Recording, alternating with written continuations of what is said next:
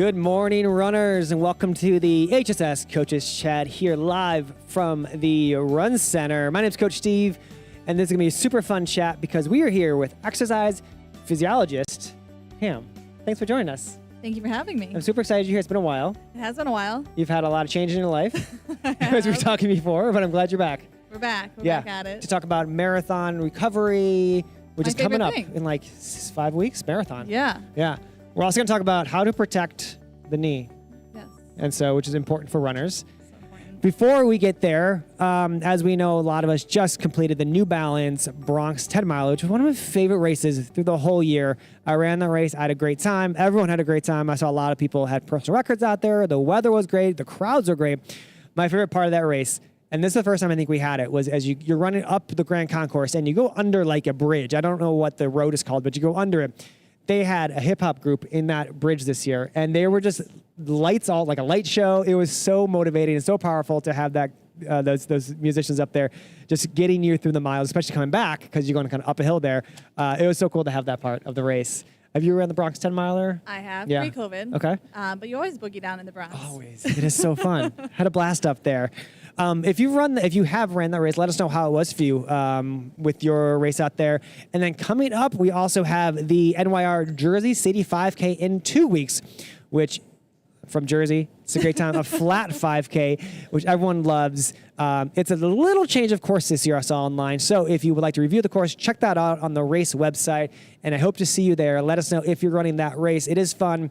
Flat course. And the best part of running at this time of year is the humidity has really broken. Dropped. Yeah. So like all of that hard efforts you put in over the summer, you're really seeing them in your race times now, which is so great. Like gliding into marathon. We get that a lot as coaches. People are like, oh, in August or July, I'm not hitting my times. It's so hard to run. Is this gonna be like this all year long? With a marathon, do I adjust my goals? It's always like, once the humidity, the dew point drops, it'll get so much easier out there. And it does. It's showing right now, right? You can see the weather out there this morning where I was like, in a t-shirt, I'm like, do I put a long sleeve shirt on? No, don't do it. No long sleeve shirt yet, because you're gonna warm up. Yeah. By mile 1, 2, or 3, but it feels like it at first. You need it. Fall running is the best. Fall running is one of the best. But also I give it up for spring, because spring you got the leaves coming back in. True. You got the coming out the winter freeze. A lot of people are out there getting the miles in finally, but both have their pros and cons, I guess. I think we're unanimous. Summer running is out. Summer running is where you get suntan, yeah. which as long as you put sunscreen on, safe, but it's not a bad thing. True. Winter running. I love it. Yeah. Central Park for New York City runners in the winter is my favorite. Especially right after a snowstorm. Like it's safe, there's no ice, but it's like the snow's on the side. And you're like, yes. This is peaceful. The trees are dead. You can literally see across the park. The white, and you see the white on the trees, the snow it. on it. It's gorgeous, right? You don't get many of those days anymore, but it's great.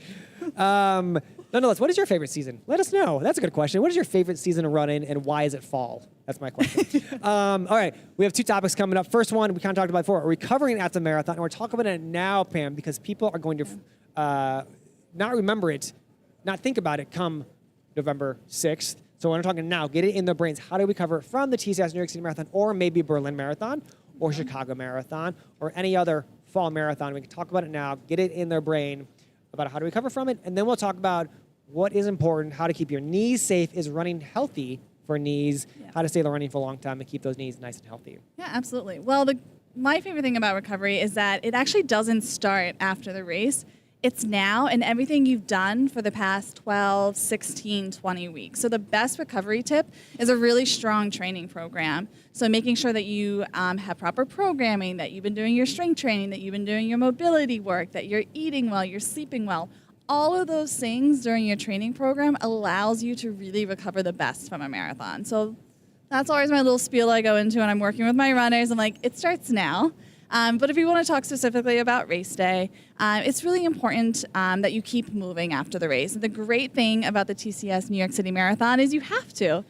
So really making sure that you keep moving, you get the blood flow going as you move through the corral, that you get some hydration and fuel. So using the New York City recovery bag, using that, whatever's in there, like the apple, the water, the Gatorade, whatever. Protein bar, things in there. Exactly. Yeah. So making sure that you get hydration and fuel pretty quickly after the race is really helpful. And then just being mindful of your post-race activities. So all of the things that every day is really good for you. So try to get a good night's sleep, eat a well-balanced diet, try to minimize the post-race celebrations because alcohol does make recovery a little bit trickier for our bodies. And then the days after, light movement is really good. It's really easy to kind of like kick your feet up. You just ran 26.2, but you want to make sure you do have the blood flowing. So hop on a bike. A bike is a great option. If you're going to Marathon Monday, not to do a shameless plug, but come see us at the HSS recovery. Plug away. We don't need shameless. Plug away. I'll be there from 8 a.m. to 5 p.m. Please come see me. What are you guys doing over there? Yeah, so this year we have twice the number of recovery boots. So people love the Normatec recovery boots. Those are the compression big things. Yeah. You sit there, you see people on Instagram take photos of the recovery boots, right? What do those do exactly? Well, the good news is, like, in terms of the research, people feel better. So across the board with recovery, what we know is it's really hard to identify scientifically what happens. Most recovery modalities, people just feel better. Now, is that a placebo effect? We don't know yet. But I say the placebo effect is real. Like, if it makes you feel better, then it worked. Because it translates to the way you go about your day. Yeah. And how you resume activities and things like that. So there is something really strong to be said about that. So people feel better after the compression garments. There is evidence in terms of like longer duration races, like seeing some like muscle recovery markers improve. But across the board, it's fun, it's relaxing, people feel better. What more can you ask for? So question about that. Yeah. And you say things like the compression boots, you know, there's not a lot. How does it work with other kind of recovery models? Because there's so many out there. There's like the, you know, there's like they call it the Theragun. There's the ice bath. There's the Epsom salt bath. There's massages. There's everything. Yeah. And I'm always, as a coach, and from the coaching side, I'm always questioning, is it marketing, great marketing, or is there actually scientific proof in those? Or is it more rest, move around a little bit, eat good nutrition is really what you should be focused on after the marathon. There's other things that will help, maybe 1%, 2% help, but really there's like a few staples everyone should do, and there's other things may help, but not necessarily hurt. They could hurt, obviously, but they're going on your knee is going to hurt you, but like use them properly, they shouldn't hurt you. Yeah, the fundamentals are always going to win out. And what I consider that is sleep, hydration, and fuel. Like those three things are just. That's the top. It's of the just the food pyramid. Yes. I guess the bottom of the food pyramid. The bottom is what you want. You don't have lots of it. Yeah. And then you can add on what you have access to. So trying some of these other recovery modalities. The great thing about the recovery modalities is across the board, we haven't seen any strong evidence that anything is harmul when used correctly. Yeah. So that's why I'm always like, go for it. Like if you feel better, go for it. Why not? So, you know, we do lean into the compression garments. We will have Theraguns there. And then we do have foam rollers and clinicians available. So if there is something specifically aching you, you know, you could talk to one of our PTs and like get some tips on how to like stretch it or roll it and we do have a primary care doc there if you need to be evaluated by your physician. Let's back up a second and talk about crossing that finish line of the TCS New York City Marathon. What are we feeling? Maybe my first marathon. What am I? Because we're going to take an example maybe from someone watching. It's my first time running a marathon. My longest run was 20 miles, 18 miles, whatever it may be. Yeah. You know, I've never ran for more than 3.5 hours. Once again, kind of making up general numbers right here. Wow, I did it. There's photographers here. There's volunteers give me things. I'm told to walk. But what am I feeling from a physical therapy standpoint? I just got teary-eyed thinking about crossing my first best feeling in the world. marathon. It's the best feeling. Also, your 100th marathon, I'm sure, is also a great feeling because they're always great no matter what. But yeah, you remember that, right? Yeah, when you were like, think about it. Like, I really did. It's so magical. I mean, the TCS New York City Marathon, in my eyes, is the best marathon there is. I didn't pay her to say that. No. And that's why I do it over and over again. It's just so magical. So crossing that finish line, there's such a range of emotions that you could be feeling. You could be cramping because you just gave it your all. You could have an ache or a pain that maybe you got in the Bronx or coming up, Fifth Avenue. Fifth Avenue Hill. Yeah. And you really are like, ooh, my knee hurts. You could be feeling pure jubilation, or just that you're about to bonk and you need some attention. So just being honest, like the range of emotion that you could feel everywhere. But there's resources, and that's like what I wanted to highlight. When you cross the finish line, the New York Roadrunners have such a great team there to support you. So all of those things I captured, there's someone there to support you. So I just want to encourage people, don't hesitate to ask for help if you need it at the end of the marathon. But after that, you get your recovery bag.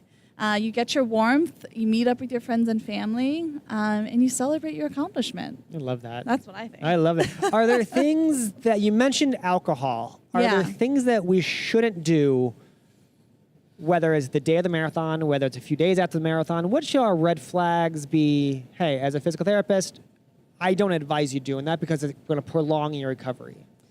Yeah, so excessive alcohol intake is not great for us. One or two celebration drinks? Totally fine. Cool.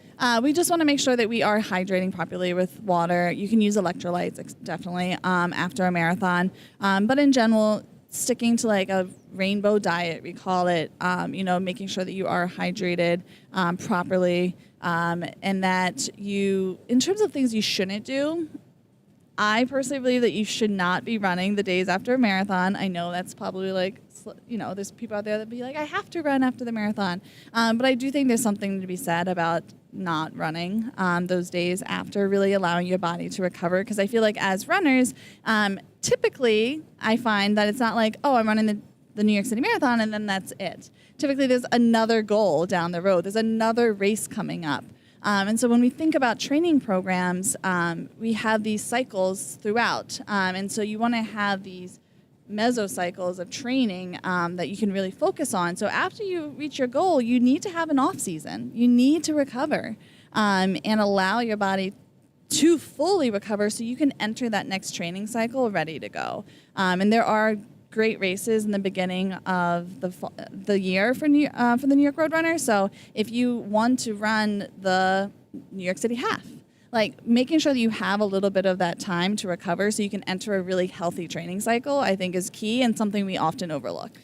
I love that. And also, wear that medal for 26 days. You ran 26 miles, wear the medal for 26 days. This is what I always tell people. You got to wear that medal. Don't run with the medal. Don't run with it, but you got to celebrate with the medal for 26 days around your neck. Let's jump over to some questions from those viewing.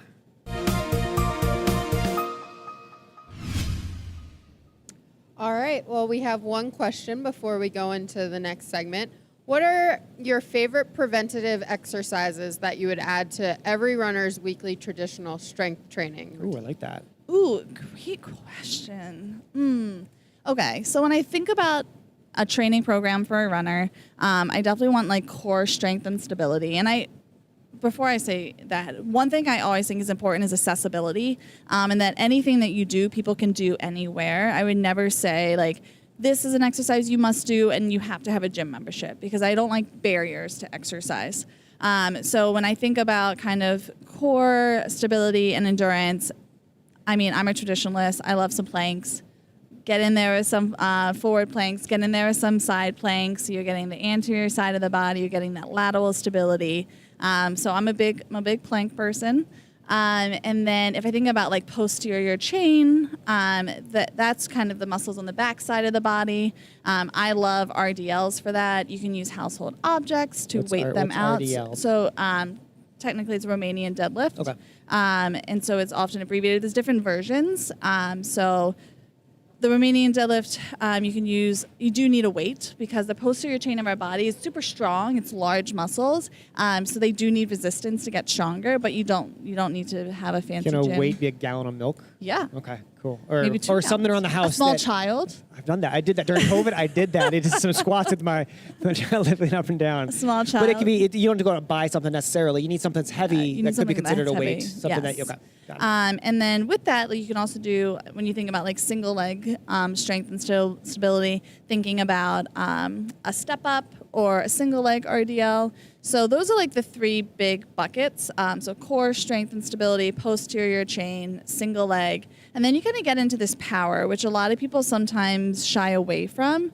And they're like, oh, I'm not comfortable jumping. And that's when we really think about like what running is and what it demands. And it does involve like jumping from one foot to the other. So you need to be strong. You need to be powerful to really maximize your running. So then I would introduce some plyometrics as well. So athletes be stronger than the mile you're in. You know, Yes. you want to limit those injuries. You got to be stronger than the run. Yes. If you're not, things are gonna fall apart. And that's, you know, people always say like, oh, I'm going to run to get fit, but we do believe that you should be fit to run.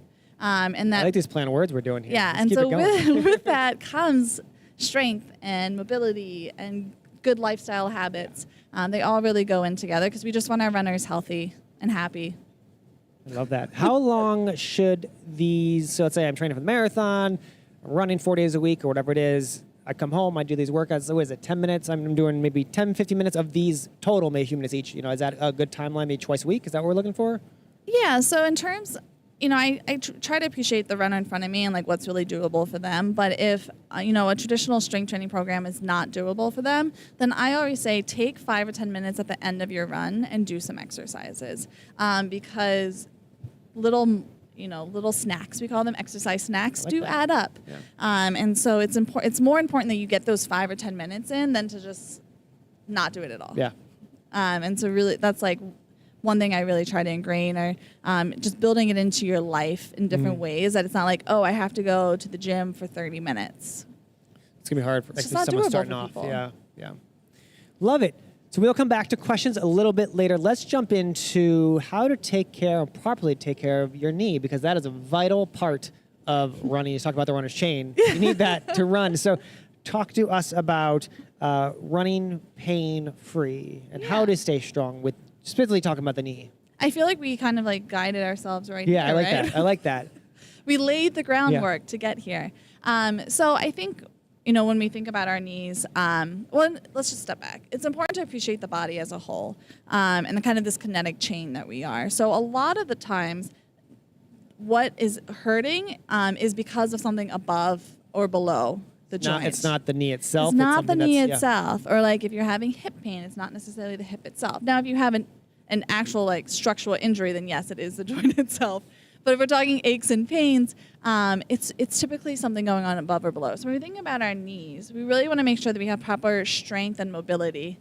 And that's just like so fundamental. And what that kind of entails is what we've been talking about, is making sure that we're doing proper exercises.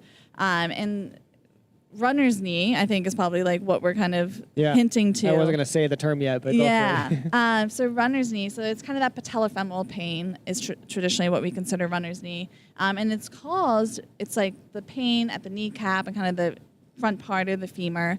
And what it's caused by is typically like uneven load and stress. And that is because of strength deficits or mobility deficits. So really making sure that we have really strong hips, really strong core, and proper mobility. So a lot of runners have tight ankles or tight hips. So when you add that in, every time your foot's hitting the ground, that malalignment or that uneven stress on the joint creates pain. And the really important thing that I have to stress to all runners, particularly if you're kind of experienced the traditional runner's knee, is that you can't outrun it. You can't outrun it. You can't outsmart it, because that pain shuts down the quad, so the front of the muscle. And when this muscle shuts down, other muscles start kicking in to assist. And it just creates... So now everything's feeling it. Everything is all messed up. It creates a situation that's really challenging, and like it goes back to like load management, corrective exercise. But like that's my big thing, is like as runners, it's so easy to try to run through things, but it's not something you can outsmart or outrun, and you need to be seen by a physician or a PT, and make sure that we are changing our program and our load to address it. I love that. People have told me for many years that as you get older and you run, your knees will get weaker, or they'll hurt more, or you'll be 80 with bad knees.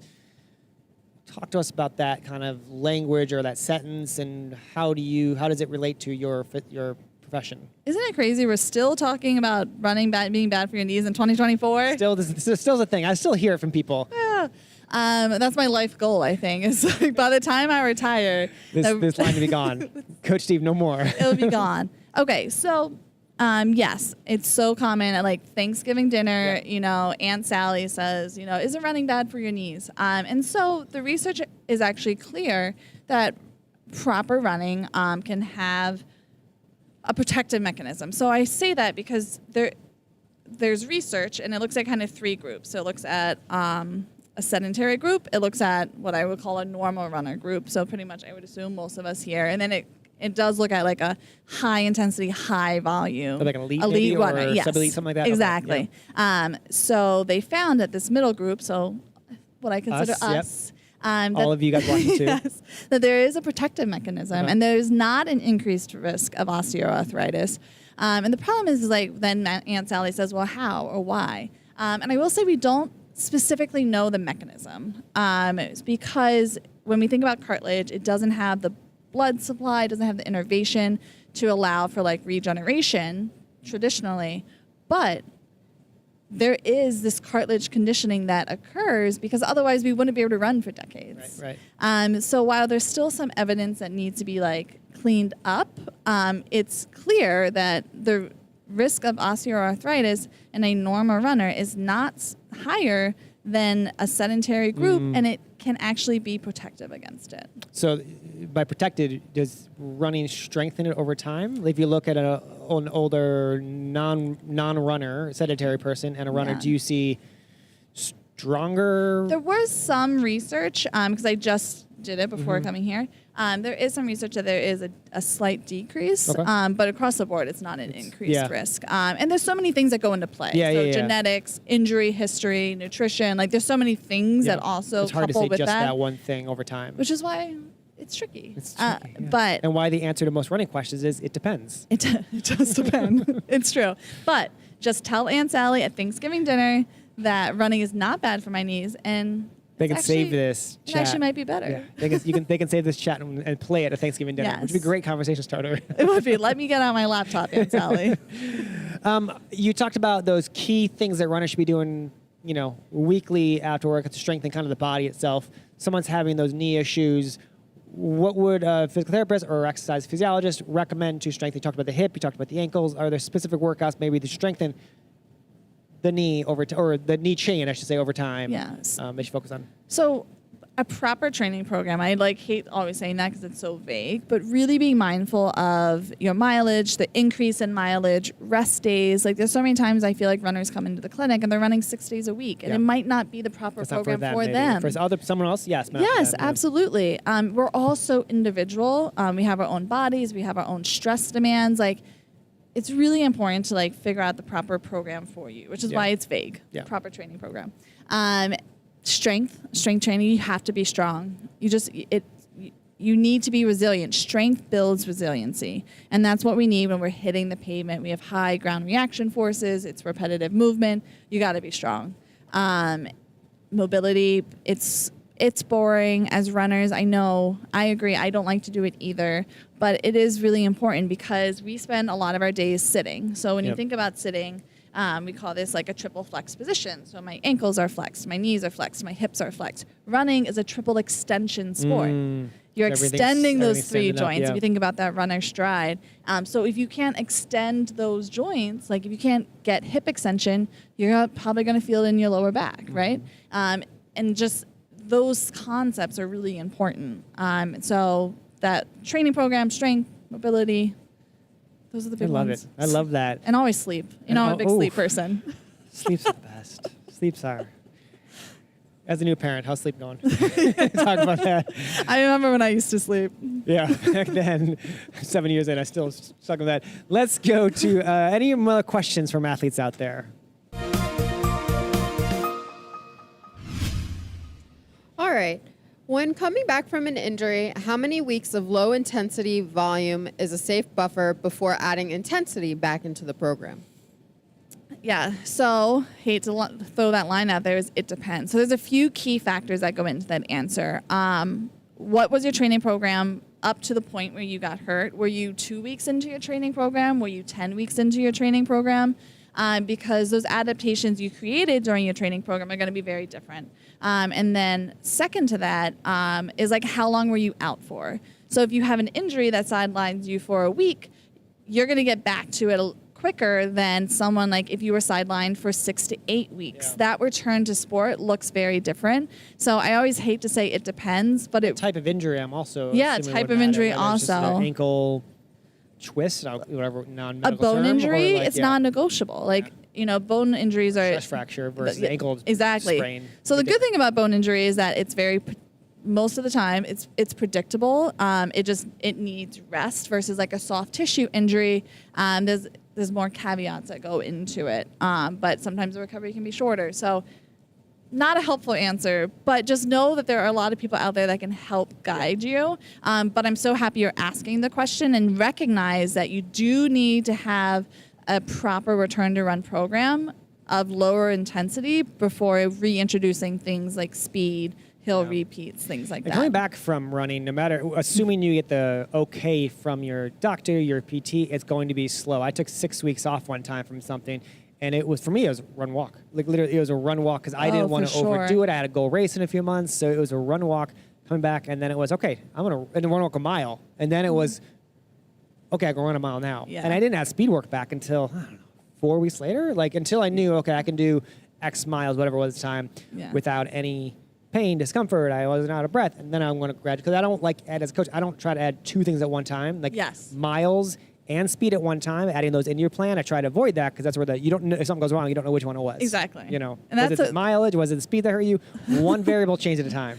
That's a good life motto too. Just change one variable at a time so you can identify what went wrong.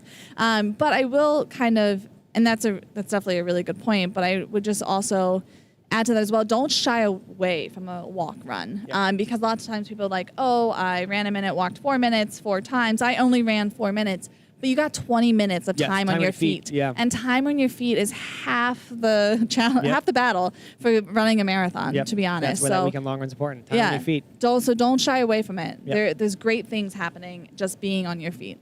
Love it. What else we got? Yeah, I'll do another one. How do you deal with chronic and severe plantar fasciitis? Ooh. Okay, so the biggest thing you should do is you can't put a Band-Aid on it. A literal Band-Aid? Yeah. A little Band-Aid would not help. But a lot of times when people have plantar fasciitis, they just Google what should I do for plantar fasciitis, and they get braces, they get ice water, they get all these things, and they're Band-Aids. If you have chronic, long-term plantar fasciitis, we have to figure out what the root cause is. Can you quickly explain what plantar fasciitis is, maybe for those other people who don't know? So fascia is all over our body. It's actually super cool. You should Google fascia. Everyone should. There's really cool videos on it. But it says the exercise physiologist. Very cool. You can also hit me up and we can talk about it. But you have fascia on the bottom of your feet, and so fasciitis is it's typically inflammation or pain or discomfort that you feel along the bottom of your feet, and it's just we have to figure out why it's happening, because it can totally derail you, and it's also painful. So I would suggest making an appointment with a primary care doctor to get it examined. And that's let's dive in there and figure out is it a loading issue? Is it a footwear issue? Is it a mechanic issue? What is the issue that's causing this, so we can help correct it and not find a short-term solution. Does that apply to? It's a question about chronic. But if someone thinks they have it, it's still my first time ever, I think I have plantar fasciitis. Still go to the doctor and make sure that's what it is, because I'm sure, as you said, there's so many different things you can do to solve it. Which one's going to work best for you? Yeah, definitely. And from a realistic point of view, I know people always shy away from going to the doctor, but it's such a great resource. We actually have an Ortho Now clinic where you can get seen same day, next day by an HSS clinician, and we can help you. But definitely reach out to your primary care sports doc to help get guidance. Now, if you had a fancy dinner and you wore a new pair of heels and your foot's bothering you the next day, probably rest it for a few days and you're going to be fine. That's an acute issue. But a runner, haven't felt this in a long time, not noticing it after 3 days, I haven't changed my lifestyle, haven't been running. Okay, get it checked out. It's a red flag. Pull the running back a little bit and then see the I doctor. would. Yeah. It's a nag. It's it's pesky. Especially on chronic, Any other questions? That is all we got. Wonderful. Well, thank you so much for joining us. I'm glad you're back. It's been a great time. And thank you so much to everyone who joined us. Good luck if you're running the NYRR Jersey City 5K or the NYRR Staten Island Half Marathon coming up. And we're talking about that race coming up here 3 weeks before the marathon. And then, of course, those run the marathon, good luck. I think we have one more that kind of popped through. Yeah. Let's do it. One about dealing with shin splints. What's the best way to get over this and to continue training for the marathon? This is a common injury, right? You get this a lot? Because I get this as a coach. Yes. New runners get it a But lot. I sometimes feel like we use it as like an umbrella term. True. Almost like runner's knee. Like I said, like, oh, it's patellofemoral pain. But sometimes people include patellar tendonitis in there, ITB syndrome. So like sometimes it's an umbrella term. Again, really figuring out like what the cause is. So you definitely addressing kind of any mobility restrictions through the lower leg, also the upper leg, just kind of what we went back to before. Checking in on your footwear, checking in on your mileage increases. So I don't know anything about your training program, but sometimes what I find is people will change something up because they feel like they have to catch up. Too much too or fast, maybe too they soon? maybe they missed a run Like for all a special the terrible occasion. twos, you know, too much Labor Day too- weekend yeah. they were gone, and then they try to like double up their long run, whatever it may be. So just like check in on the programming as well, just to see like, oh, did I do anything different?